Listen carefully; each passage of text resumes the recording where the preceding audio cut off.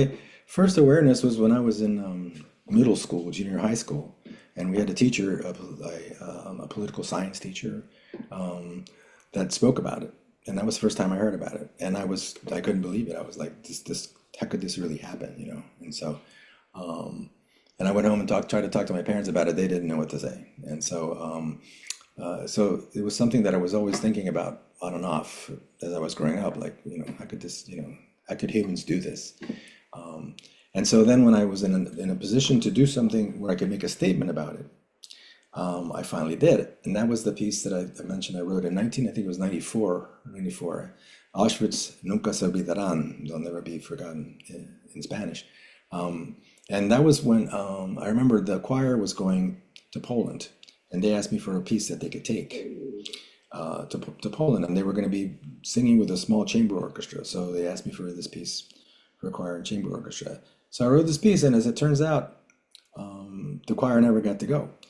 So we premiered the piece with the New World Symphony, because at that time I had a festival called May in Miami. That was a festival for young composers that we would bring in from all over the world, and I would put together a composition faculty of very renowned composers. They would join us. They would join our faculty. Fred Kaufman was with us at that time at the faculty. And in fact, Fred was pretty instrumental in how that piece worked, because I said, Fred, I want to write this piece, and, you know, give me some advice. What should I do? You know, I want to make a statement. And he said, just do what you normally do. Your music is very quiet, understated, you know, kind of very meditative.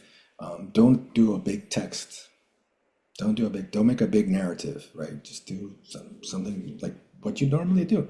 So what I did is the only text in the piece is nunca se olvidarán. They'll never be forgotten.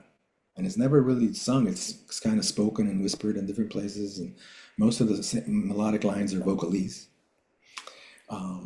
So anyway, so I wrote this piece, and because I had this May in Miami festival, and the choir wasn't able to go to Poland, we premiered it with the New World Symphony at the old Lincoln Theater, and it was it had quite a reception. I was very, very pleased and kind of shocked in some ways that it got the reception it did, but it got a huge reception. I mean, people came to see me with numbers on their arms.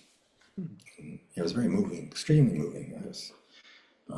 And I was thinking, it brought home a lot of things. Obviously, the importance of making a statement, but also the importance of the title and the referentiality. Because if I had called it something else, it would have had nothing to do with Auschwitz.